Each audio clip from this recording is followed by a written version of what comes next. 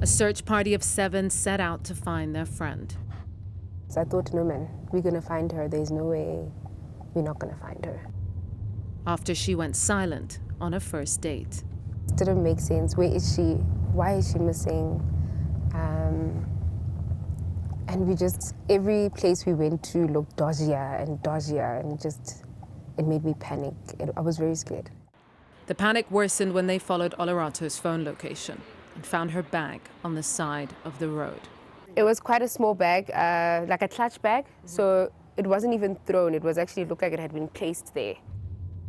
They file a missing persons report and continue their search. So this is where the pin brought us to this house. Little did they know, they were less than 100 meters from where Olarato's body had been dumped. This is where her body was found by somebody who lives in this house, I think. She had just been thrown here. Her top was open with her breasts out. Her legs were looking that way, and her face was just beaten. It was very difficult for me to see her like that. Sorry.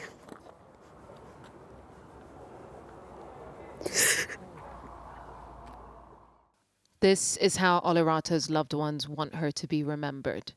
Vibrant, happy, and traveling the world. This CCTV footage is the last time she was seen alive, leaving her home in Johannesburg and walking to the car of a man who asked her out on a date. She appears hesitant. He's not alone in the car.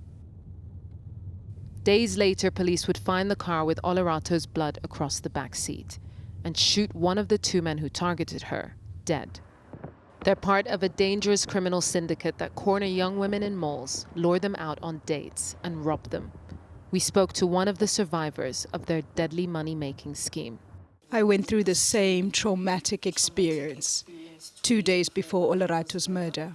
I was threatened at gunpoint and with a knife, saying I should bring my belongings, and if I don't cooperate, give them my cell phone and access to my bank accounts, and they even made me request money from people.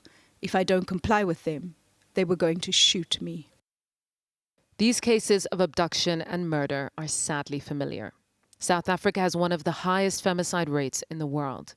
An average of 15 women are killed a day, many by their intimate partners. According to police statistics, more than 5,500 women were murdered in South Africa last year, an increase of 33.8% compared to the previous year. The United Nations says Africa recorded the largest number of female intimate partner violence in the world. In the midst of growing criticism around inaction, South African police told us they are determined to tackle the growing femicide crisis here. This is really a serious issue because the numbers cannot be this high, and majority perish in the hands of, like the case of Olarato, where you will think at the age of 30, you need to live your life as a young woman. How do you think the police handled this case?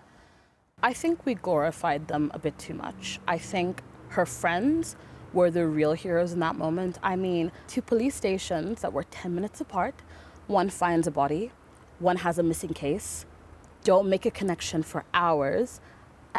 It's not the most reassuring police work. And if the friends hadn't come forward, then how long would it have taken? Olarato sent her live location to ensure her safety and was still found beaten to death by her captors. Seeing her body lying like that, with those bruises and blood everywhere, I don't think what I saw will ever go away.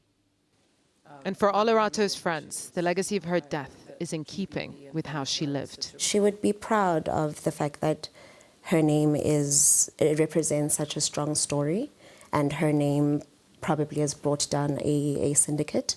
She really stood for women. She was a girl's girl, and she wanted girls to be safe, wanted women to be protected. Her name has not just, gone in vain, and her death is standing for something, and there will be change that comes with this. She said she wants to nourish a tree. A lemon tree stands where Olorato's body has been laid to rest, surrounded by bouquets and already bearing bitter fruit. I cry a lot when I'm alone, most of the time. It's painful because when you have one child, just one, and she's taken away from you at the age of 30. So I never thought I'll bury my child. It is painful.